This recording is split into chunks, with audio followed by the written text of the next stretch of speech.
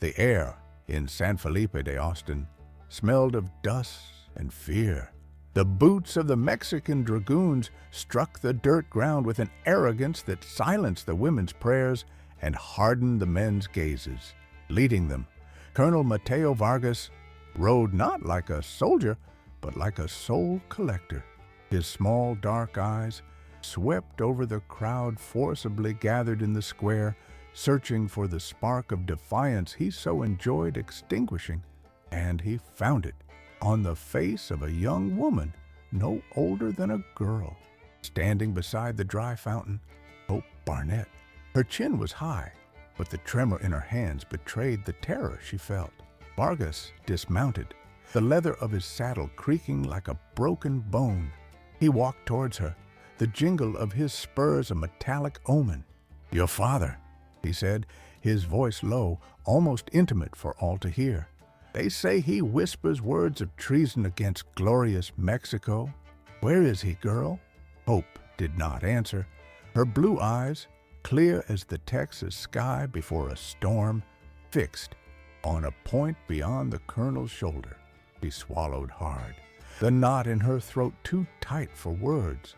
Her father, a printer who had dared to publish pamphlets about freedom, had been taken the night before. No one knew where. Vargas's smile widened, cruel and satisfied. He grabbed her arm. Perhaps the daughter knows how to convince her father's tongue to loosen.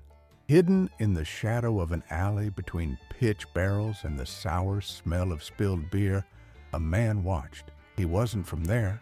His clothes were those of a frontier hunter, worn by the sun and the road, but his shoulders carried a weight that wasn't from weariness. It was Davy Crockett. He had come to Texas not for land or glory, but because he heard the call of a people who wanted the same as him, a place to be free.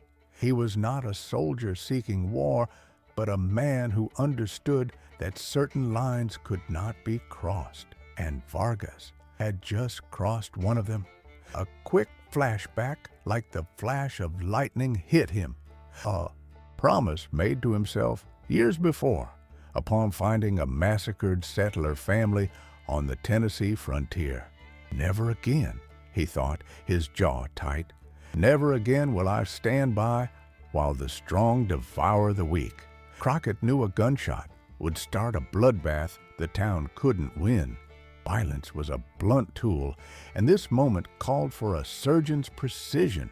He stepped out of the shadows, walking calmly, unhurriedly. His steps were silent, yet each one seemed to shake the square. The soldiers turned, hands on their rifles, but there was something in the way that man walked, an authority that came not from a uniform but from within, that made them hesitate. Vargas turned, irritated by the interruption. His eyes narrowed as he saw the tall, confident figure approaching. "Who dares?" Before Vargas could finish, Crockett moved past him, deliberately placing himself between the colonel and the girl. He didn't look at Vargas. His eyes met Hope's. For a second, he saw absolute panic there. He leaned in slightly, as a father might, to fix a bow in his daughter's hair, and his voice was a whisper, a breath of desert wind laden with urgency and command. "You are in danger. Pretend you're my father." The shock in Hope's eyes was instant, but before she could react, he straightened up and finally faced the Mexican colonel.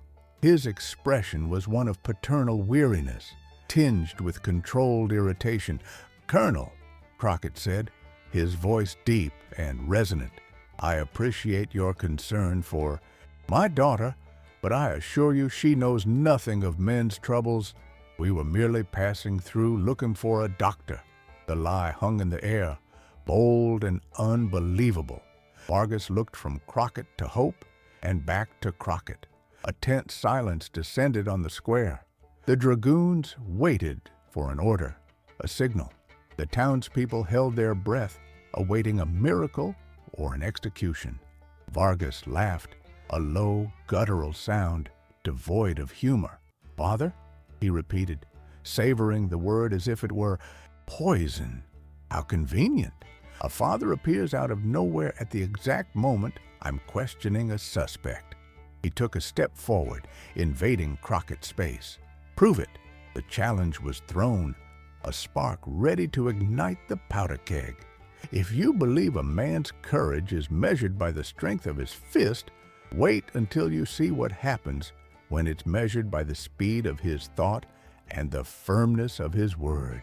Vargas's word, prove, echoed in the silent square, a whip cracking in the air. Crockett did not waver. He held his gaze steady, his expression shifting from irritation to calculated offense. Prove? He retorted, his tone laden with wounded dignity. A man doesn't need to prove his blood to a foreign soldier on his own land, but if you insist— He turned to Hope, who still looked frozen with fear. With a gentleness that brutally contrasted with the tension of the moment, he touched her shoulder. Hope, dear, tell the Colonel about the promise I made to your mother before she left. The prompt was risky, a gamble on the intelligence of a terrified young woman. For an instant, the panic in Hope's eyes almost consumed her. Then something shifted. She saw the unshakable calm in this stranger, a rock in the flood, and clung to it. Her voice came out tremulous but clear. He promised he'd take me to see the sea. Mama always wanted to see the sea. It was simple, childlike, and precisely for that reason, brilliant. It was a memory that couldn't be verified, a promise that belonged to the heart, not to official records.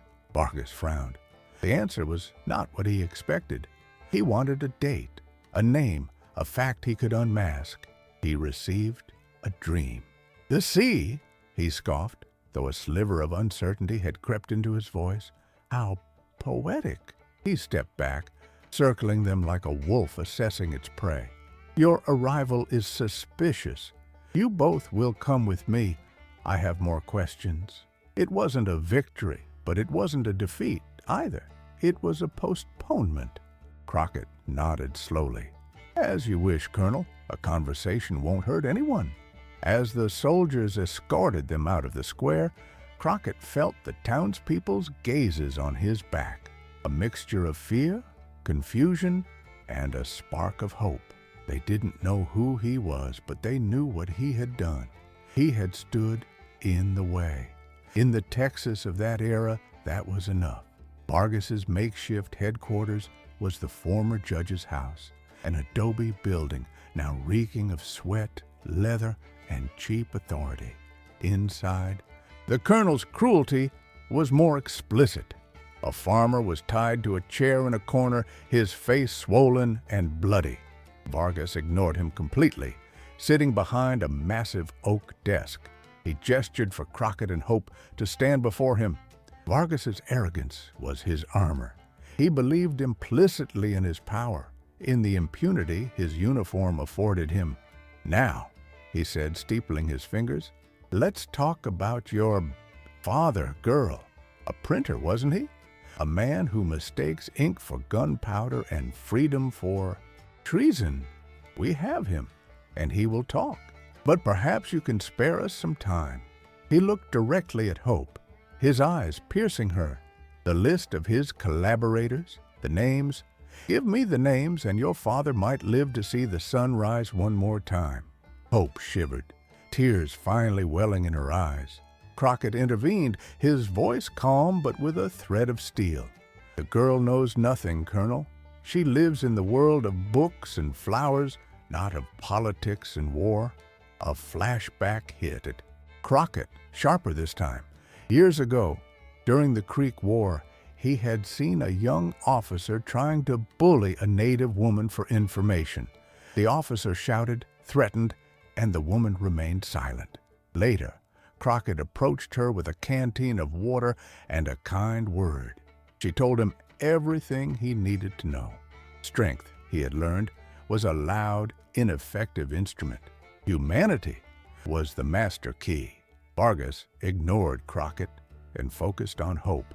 Names, he repeated, tapping his finger on the desk. Hope, amidst her despair, remembered the stranger's whisper, "Pretend you're my father." She raised her head, tears still streaming, and looked at Crockett. "Father," she said, the word now sounding more natural, an anchor in her storm. "I'm scared." Crockett stepped forward, but the guards blocked him. "Leave her alone, Vargas. This is not honorable." Vargas laughed. "Honor? Honor is loyalty to Mexico. Everything else is treason." He stood up, his patience exhausted. For a moment, it seemed he would strike Hope. Instead, he stopped, a new glint of cunning in his eyes. He smiled. "Very well. The reunited family may go. The town is under curfew from nightfall. I advise you to find a place to stay." The dismissal was so sudden it felt like a trap. Crockett knew it was. Leaving through the front door did not mean freedom. It only meant the hunt would be in the open. As they exited the judge's house, the setting sun blinded them for a moment.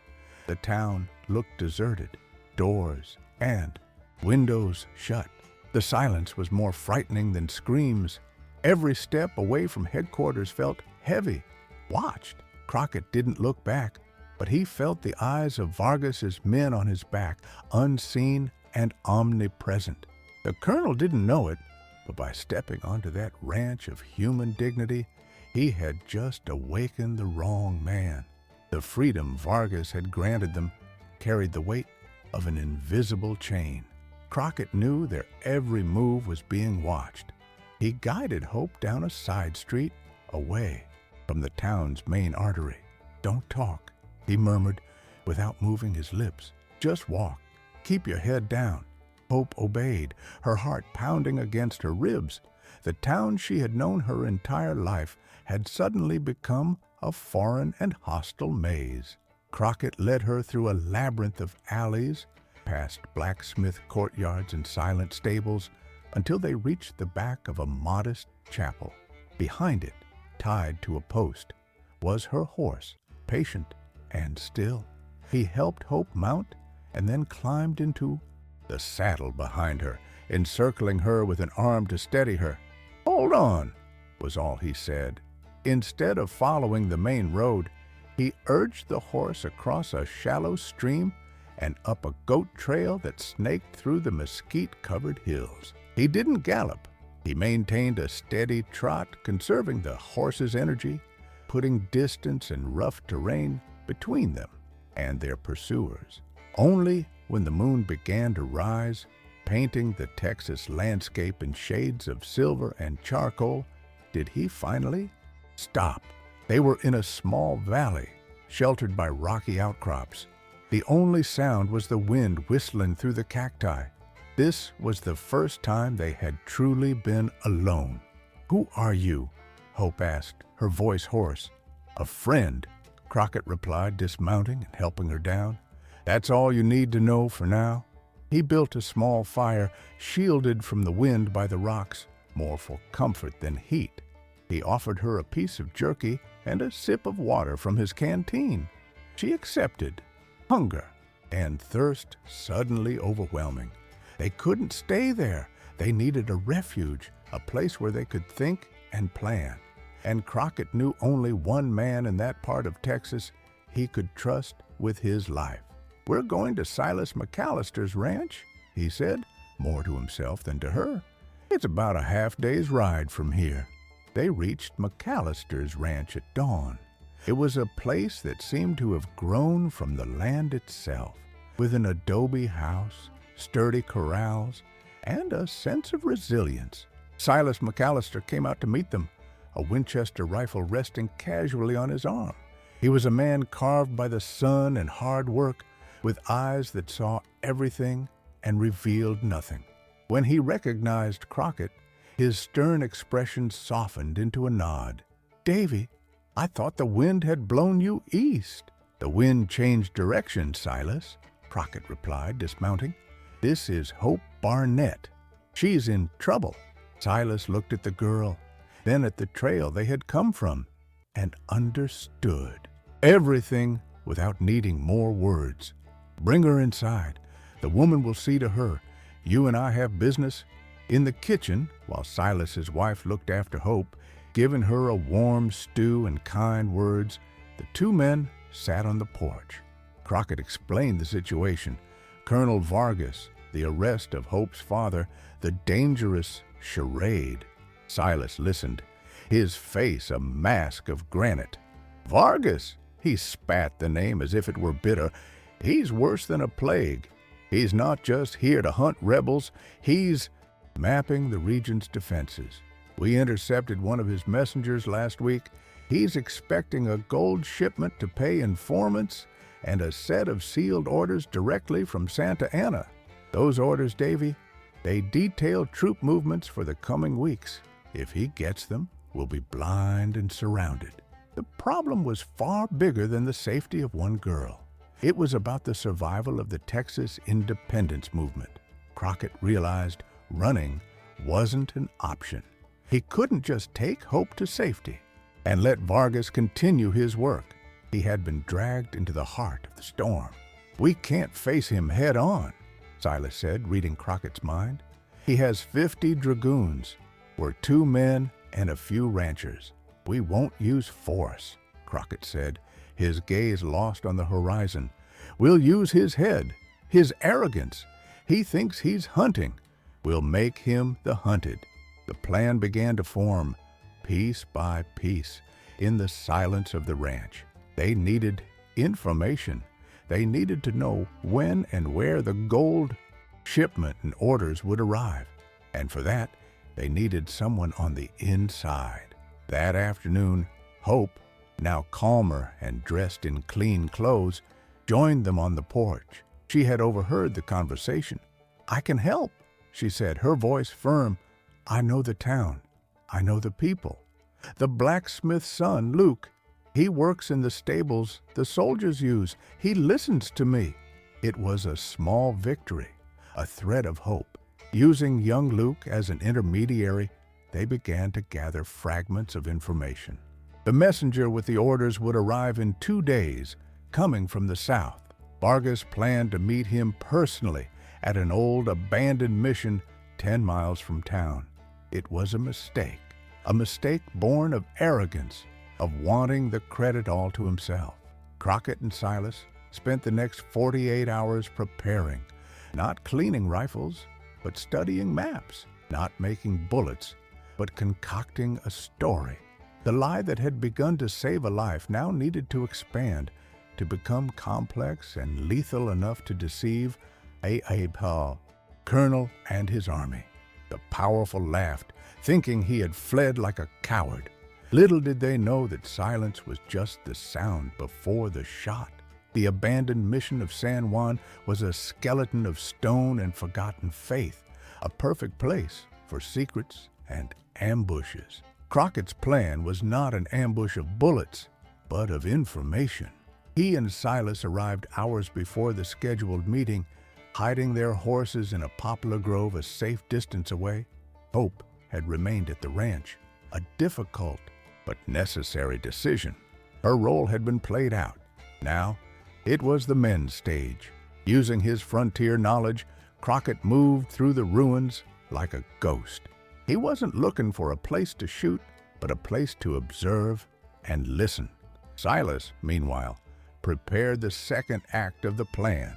He rode in a wide circle around the mission, leaving deliberate tracks, not of 2 men, but of at least a dozen horses, converging on the main road leading north. He used old Indian tricks, tying branches to his horse's saddle to kick up more dust, creating the illusion of a significant detachment. The bait was cast. At noon, Colonel Vargas arrived with a small escort of 10 men. His arrogance was palpable. He had left the bulk of his force in town, confident that no Texan rebel would be foolish enough to attack him in the open. He and his men dismounted, waiting for the messenger. Crockett, hidden in what remained of a bell tower, watched every move. Half an hour later, a lone rider appeared on the southern road. The messenger. He handed Vargas a heavy leather pouch, the gold, and a sealed metal cylinder containing Santa Anna's orders. The moment Vargas took the cylinder, Silas initiated the final phase of the trap. From his position half a mile away, he fired a single shot into the air. The sound echoed through the valley, a universal alarm signal. Vargas's soldiers immediately tensed, hands on their weapons. Vargas, annoyed, shouted orders. It was then that one of his scouts came galloping back, his face pale. "Colonel! Tracks! Many! A large force heading north. They must be planning to attack the city while you're away." Panic and greed warred on Vargas's face. Silas's bait, the idea of a major rebel attack, was irresistible. The glory of crushing an enemy force outweighed the mundane task of reading orders. He made a hasty decision. "6 of you come with me. We'll flank these traitorous dogs. The rest, take the gold and orders back to headquarters. Quick!" Vargas and most of his escort galloped off in the direction of the false tracks, swallowing the lie whole. Only 4 soldiers remained behind, tasked with guarding the treasure. This was the moment Crockett had been waiting for. As the 4 soldiers mounted, ready to return to town, Crockett and Silas emerged from the shadows, not with guns drawn, but with disarming calm. Crockett raised his hands in a gesture of surrender. "We're surrendering," he said, his voice loud and clear. The sergeant in charge of this soldiers frowned, confused. "Who are you?" "Just 2 ranchers tired of running," Crockett said. "We heard Colonel Vargas is offering amnesty." It was absurd, but their sudden appearance combined with Vargas's hurried departure created a perfect confusion. As the sergeant hesitated, Silas tripped, falling near the horse carrying the gold pouch and the cylinder. In a fluid, practiced motion, his hand slipped inside the saddlebag, swapping the real metal cylinder for an identical replica they had prepared, a piece of metal pipe sealed with wax. It all happened in less than 3 seconds. "Get up!" the sergeant shouted, finally regaining control.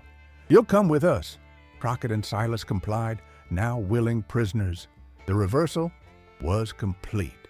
They hadn't stolen the orders. They had allowed the Mexican soldiers themselves to carry them away, while the real intelligence was now safely in Silas's pocket. They were taken back to town, bound and thrown into the same headquarters from which Crockett had emerged as a worried father. Hours later, Vargas returned, furious and humiliated. There was no rebel force. He had been duped. His rage focused on the 2 prisoners. He stormed into the room, his face red with fury. "You!" he snarled at Crockett. "This was your doing." But before he could continue, a superior officer, a major sent from San Antonio to oversee operations, entered the room. He had been drawn by the confused reports of a rebel attack. "Colonel Vargas," the major said, his voice cold, "I was ordered to check on your progress. General Santa Anna is eager for your report." Vargas, desperately wanting to save his reputation, grabbed the metal cylinder from the desk. "Here, Major, the general's direct orders just arrived." He broke the wax seal with a flourish. Out slid not a parchment with military strategies, but a blank piece of paper. The silence in the room was deafening. Vargas's face went from the red of rage to the white of panic. He shook the cylinder. "Nothing. It's a trick! A farce!" he stammered. The major looked at the fake cylinder, then at the panicking colonel, and finally at Crockett, who watched the scene with glacial calm. Vargas's humiliation was total. He had not been defeated by an army, but by a hunter and an old rancher. His power, built on fear and intimidation, crumbled under the weight of his own stupidity. When the soldiers took Vargas away, not to imprison him, but to place him under investigation for incompetence, he didn't look at Crockett. He looked through the open door into the square as if searching for Hope Barnett's face, and in his mind he saw not a girl's fear, but the image of a Texas he would never conquer. Justice in Texas does not always come down the barrel of a gun. Sometimes it arrives quietly, in the form of a blank piece of paper and the downfall of a powerful man. With Colonel Vargas removed from command and taken to face a court-martial for his incompetence and the loss of vital documents, the town of San Felipe breathed a collective sigh of relief. The iron fist that had suffocated them had loosened its grip. Crockett and Silas were released almost immediately. The Mexican major, more interested in restoring order and discipline than in pursuing two ranchers, deemed them a minor annoyance and sent them on their way. They did not protest. They slipped out of town as discreetly as they had entered. Back at McAllister's ranch, the true victory was revealed. Under the light of a kerosene lamp, Crockett broke the seal of the authentic metal cylinder. Inside, the scrolls detailed every planned move, every weakness, and every strategy Santa Anna intended to use to crush the Texan rebellion in the coming weeks. Those documents were not just ink on paper, they were lives. They were the chance the Texan army needed. "You need to get this to Sam Houston," Silas said, his voice filled with a reverence he rarely showed. This could turn the war. Crockett nodded. His work here was not yet finished, but before he left, there was a promise to be kept. He found Hope sitting on the porch, gazing at the stars. She had changed in the past few days. The fear in her eyes had been replaced by a quiet strength. "Your father has been released," Crockett said gently. "With the confusion of Vargas's departure, they let most of the political prisoners go. He's on his way to a safe place." The tears that came to Hope's eyes this time were not of fear, but of relief. "I don't know how to thank you," she whispered. "You became the father I needed in that moment." Crockett smiled, a genuine, tired smile. Sometimes a family is just a group of people who decide to protect each other, and you were as brave as any soldier I've ever known. He didn't stay for further thanks. Before dawn, he was back in the saddle, Santa Anna's documents safely stowed, riding east. He was a solitary figure against the rising horizon, a man who sought not glory, but justice. He never saw Hope Barnett again, but the story of what happened in the town square became a local legend, a story about how a stranger pretended to be a girl's father to save her from a cruel colonel, and in doing so, changed the course of the fight for freedom. Years later, when Texas was already a free and proud republic, Hope, now a married woman and mother of her own children, would tell the story. She would tell how courage could come in the most unexpected forms, not in a war cry, but in a protective whisper. The moral of that day was etched into the heart of the community. True strength lies not in oppression, but in cunning, loyalty, and the willingness to stand in the way to protect an innocent. Freedom comes at a cost, but those who fight for it with faith and honor, even with a well-intentioned lie, are never forgotten. Colonel Vargas was forgotten, demoted, and exiled to a remote garrison, imprisoned not by iron chains, but by his own failure. He tried to destroy a people's dignity, but ended up destroying himself. In Texas, true revenge is living free when your enemy lives trapped by his own past. Did you enjoy this story of courage and cunning? Subscribe to the channel so you don't miss more thrilling narratives like this. If you identify with pride, honor, and the fight for freedom, share this video with your friends and family. Leave a comment telling us which city or country you are watching from. Your participation strengthens our community. Until next time.